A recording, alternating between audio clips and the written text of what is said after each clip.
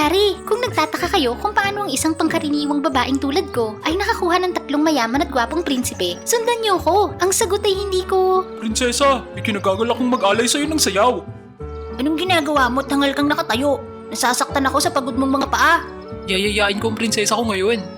Anong gusto mong kainin? Ngunit hindi ako isang prinsesa. At ang kwentong ito ay nagsimula noong 1 linggo. Ako si Mila, isang dalagang lumaki sa isang mahirap na nayon. Huh? Mila, ang ganda mo. Parang prinsesa. Paglaki ko, dapat kong pakasalan si Mila. Ha? Walang prinsesa na kasing hirap ko. Ngunit ang salitang ito ay nagkatotoo. Mukha talaga akong prinsesa. Bulag ka! Ano? Ang mukha mo? At ito si Prinsesa Lami, na patungo sa tagpuan kasama ang kanyang nobyo, na tumakas mula sa kanyang sariling piging. Oo naman, isang kalokohan na isuko ang lahat ng yaman para sa pag-ibig.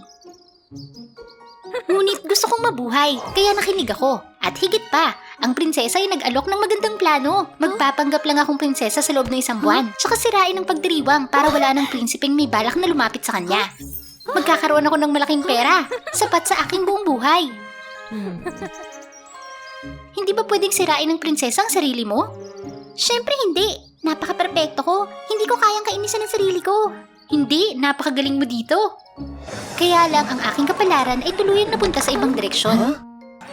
Kinailangan ni Lami itaas ang aking sweldo. Tila ipinanganak ako sa trabahong sirain ng piging. Ang mga bagay ay mas mahusay sa naisip ko. Sa unang pagkakataon, mararanasan ko ang mamahaling pagkain. Ngunit ang mga aristokrata ay kakaiba. Halos tumanggi silang kumain o uminom.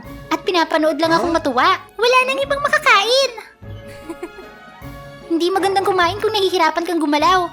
Hayaan mo kong kumain para sa'yo. Mila, anong ginagawa mo? Hindi mabuti kung may problema ang hari. Kaya tulad ng isang mabuting anak, dumating ako. Dinala siya na tumatakbo na parang may sako ng bigas para salubungin ang Grandmaster. Naku, kalimutan mo na. Nasiyahan ako. Siguradong ito'y gumawa ng mahusay na trabaho. Pero hindi ko inaasahan na ang mayayaman ay may ganong kakaibang pag-iisip. Ang aking 3 manliligaw ay sinabi na ako'y simple, kawili-wili, naiiba sa mga babaeng nakilala nila. At nagtapos ang usapan sa katagang gusto nila akong maangkin. Una ay si Simon. Personal niya ako inimbitahang maging kapare sa sayaw. Kahit ilang beses ko siyang nasaktan, ngumiti lang siya at sinabing ayos lang. Ganito ko kapangit sumayaw. Di dapat magpanggap.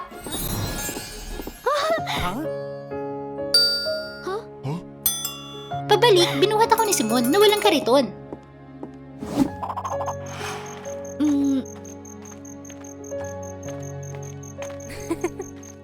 Sumunod ay si Leo, ang prinsipe ng palakasan. Pinilit niya akong isama sa pangangaso. Gaano man kahirap, anumang palasong itira niya ay tatama at asintado. Anong maganda sa paghuli ng iyong senteng hayop? Ito'y malupit. Ngayon na ang oras para tumira. Lahat ng hayop na babarilin niya ay nawala. Dahil dito, malungkot na natalo si Leo. Diyos ko po, tignan mo ang kanyang galit na tono. Ngunit ng gabing iyon, sa pinto ng aking silid ay dumating ang magandang maliit na kuneho. Wow! Ang ganda! May isa pang mensahe! Patawad, bigla akong umalis. Gusto ko lang sabihin sa'yo na hanggat gusto mo, hindi na ako gagawa ng kalupitan. Parang ang gwapo niya, no? Ang huli ay si Jethro, ang pamatay na prinsipe na nakakatawa din, ang pinakamasigla. Sa halip na pumunta sa mga nakakainip na lugar, inilayo ako ni Jethro sa mga nakaugalian ng ibang tao. Ang kakaiba ay ang lugar na ito'y pamilyar sa akin. Ngunit tila hindi estranghero si Jethro sa akin. Buong araw, napakaraming ala-ala ang pinagsaluhan namin, magkasamang tumulong sa mga mahihirap, handa para suportahan ng anumang pagsusumikap. Kahit na sa kabila ng panganib. Hindi tulad na nararamdaman sa iba, sa tabi ni Jethro, kakaibang pagkamalapit at payapang naramdaman ko. Tila napakapamilyar sa'yo ng mga bagay na ganito. Mahabang kwento. May nakapagsabi ba sa'yo na kapag may nagsabi sa'yo ng mahabang kwento, ayaw niyang ikwento yun? Pero sige, naiiba ka. Sinabi sa akin ni Jethro na siya ay buhay pa ngayon dahil sa isang mahirap na kaibigang sibilyan. Pagkatapos, dahil sa matagal na pagkalubog sa tubig, ang taong yun ay tuluyang nagkasakit. Bago siya mamaalam, nag-iwan siya kay Jethro ng alaala na lagi niyang dala at pinapahalagahan sa natitirang araw ng kanyang buhay. Kita mo? Ito'y pangkaraniwan. Luma pa at murang kwintas. Ngunit para sa akin ay wala itong katumbas na ginto o pilak. Tiyak na panatag ang loob ng kaibigan mo yun na makitang maayos ang iyong buhay. Laging nagsisikap na tulungan ang mga tao sa paligid mo nang walang pagtanggi. Hindi ko maintindihan kung bakit sa romantikong sandali magkakaroon ng ulan at bagyo. Bigla kong naalala ang mahalagang problema. Malamang ang tubig ulan ay magiging sanhi ng pagkawala ng pulbo sa aking buhok. Huwag kang matakot. Ako ang magiging payong mo.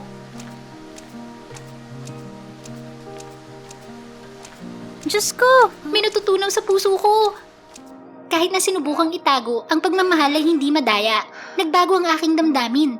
Ngunit sa sandaling iyon, bumalik ang prinsesa. Sinabi ko sa'yo na sirain ang lahat. Anong ginagawa mo? Ayos lang. Tamang oras na. Ang taksil na babaeng nanloko sa akin. Tama si ama. Kapangyarihan at kayamanan lang ang walang hanggan. Ang manok ay manok at ang pabo ay pabo. Oras na para bumalik sa nararapat na lugar. Tama siya. Hindi ako prinsesa. Kahit pakopyahin ko to. Hindi ako karapat-dapat sa kabaitan ng prinsipe. Kailangan kong bumalik sa aking lugar. Para masiguradong hindi siya mabubuko, pinilit ako ng prinsesa na manatili hanggang matapos ang kasal para mabayaran gaya ng ipinangako. Nang makita ko si Lami na kasama siya, sa puso ko napagtanto ko na siya pala ang mahal ko. Sa seremonyang ito, ang tatlong prinsipe ay mag-aalok ng kasal sa prinsesa at ibibigay ang pinakamahalagang bagay. Ibinigay sa kanya ni Simon ang gintong susi na maaaring magbukas ng walang katapusang kayamanan ng kanyang bansa. Naghandog naman si Leo ng koronang diamante na nangangahulugang siya ang magiging pangalawa sa pinakamakapangyarihan sa bansa. Si Jethro ay mayroon lang isang lumang kwintas. Pareho itong mukhang mura at walang kwentang bagay. Naisip ni Lami na nagbibiro si Jethro. Siya'y nagalit. Sa kasamaang palad, ikaw dapat ang pipiliin ko. Niloloko mo ba ako? Sa kalokohang to?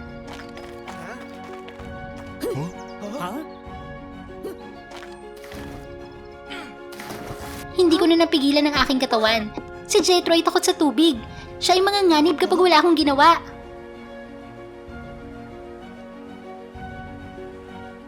Pagkatapos nito, syempre, nabunyag din ang sekreto ng dalawang prinsesa.